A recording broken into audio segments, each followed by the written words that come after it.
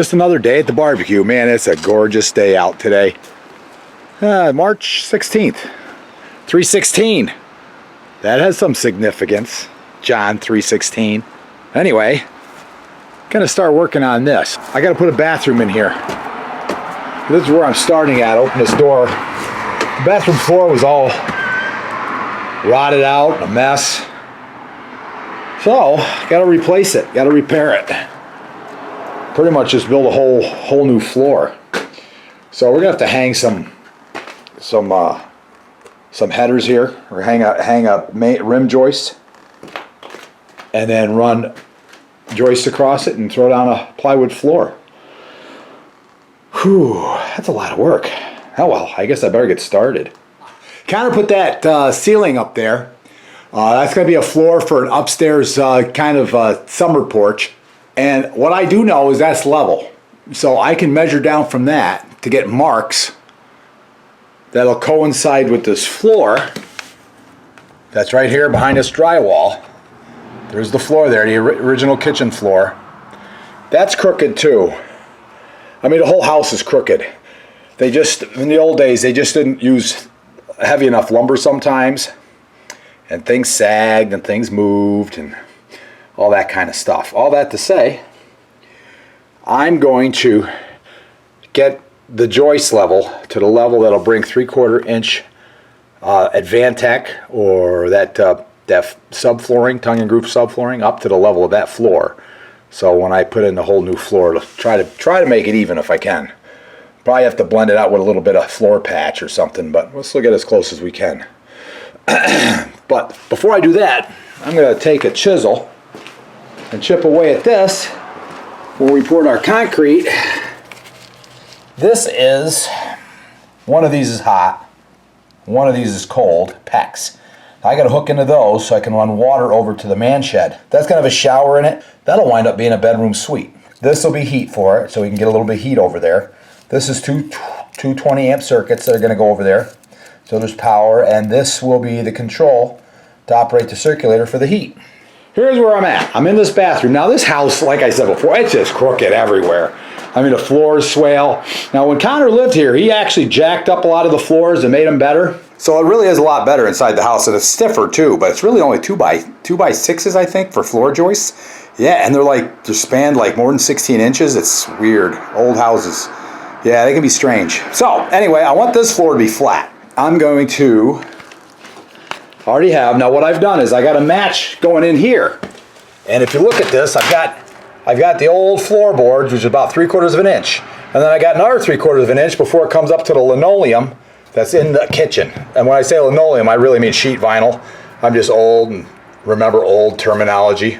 So I took a block that's 3/4 of an inch and set it here.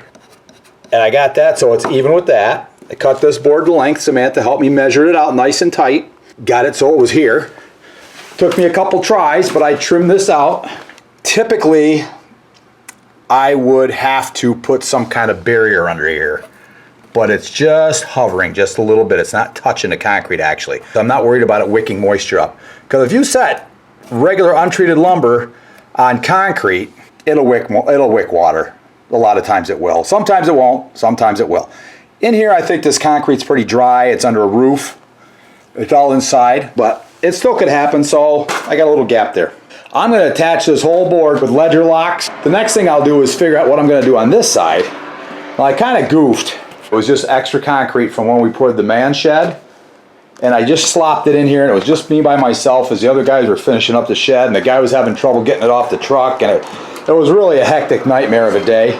But it's not real leveled out. You can see where it's like running high and low and everything, so I'm gonna have to figure out what I'm gonna do, but I think what I'm gonna do is lay a 2 by 6 flat, a treated one, and then I'll just pack concrete under it to get it all evened up, and then I'll ledge the next board onto that. Yeah, look at that, I got that one on too. Not permanent yet. It's just stuck there for right now. I did measure down, 8 feet down, figuring that's gonna be level, but what I'm gonna do is I had placed that one, I put a couple screws in it just to keep it. Then I measured for this piece that's going across, and that's just a 2 by 6. Because I'm going to be able to screw it into the wall, so it won't need to be an actual floor joist, it's just going to be a rim. I had it laying around, so I didn't want to go buy another piece of lumber if I didn't need to. So anyway, I level it up here. I got this even. That's sitting there even. We're not level yet though. You can see that bolt. We're off just a little bit. It's got to come up on the right-hand side. So I'm going to throw a screw in that just to keep it. And then I'm going to pick it up on the other side and put a screw in the other side. I think I'm going to be pretty close once it's right up to the level of that. I think I guessed pretty good. I guessed pretty good. I got that right up to here. It's pretty even with that. There's a little slight gap there, but I got my level is right on the money. So I'm going to throw a screw in it right here just to keep this board in place. And then I'm going to pick this one up so it matches that. Then I'll have this corner. Then I'll probably will measure down again just to make sure everything's level. Well, look at that. I got lucky again. So that's just right across there is even. And it even comes up to my old mark I made from the ceiling at 8 foot. So I know things are right in this corner. And that corner. And that corner. So now I've got one corner to go. Getting a little dark in here, but I got it done. I got all the way around the perimeter. So it's all level, plumb, screwed up, screwed in. Screwed up. Okay, like I said, this concrete was just slopped in here. It was extra from a load we had. And like along the perimeter there, it was probably, I don't know, a lot of it, you can see, it's like a foot thick. Maybe more. It's lapped up on the edges. It kind of scoops up, which wasn't exactly perfect for building over top, but I just wanted this to seal up the crawl space. So now I've put this footboard here, which is treated 2x6, and I've packed concrete up on under it. So that's going to wind up supporting my 2x10 that rests on it. And I think that's going to hold this up pretty good. We'll get the corners tied in tight on both ends. I'm thinking about maybe putting a small wall here so it'll go up and support all the way up to those ceiling joists up there, which are also going to be floor joists for the sun porch. Because if I take it around, the other side is just laid up stone. And I don't think that laid up stone, I don't know if it's down on something much. I've never seen it heave so far in 4 years. It seems to be okay, and we've had some cold winters. So I got the joist hanging. Pretty happy about that. I got my pipes hooked in. That was kind of hard because I was real close to the concrete. I had them cut too short. Oh, there goes the nails. Anyway, I had these cut kind of short down there, but I got them hooked. And I got them cinched, and I'm confident that they're good. I don't want to have to crawl under here and mess. Although I could. I can still get in under here. There's quite a bit of room to squiggle around under here. But I'm going to try to avoid it any chance I can.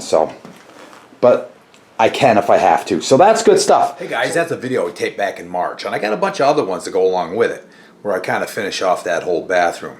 So I'm going to put those up over the next coming weeks, and I hope you liked this last video.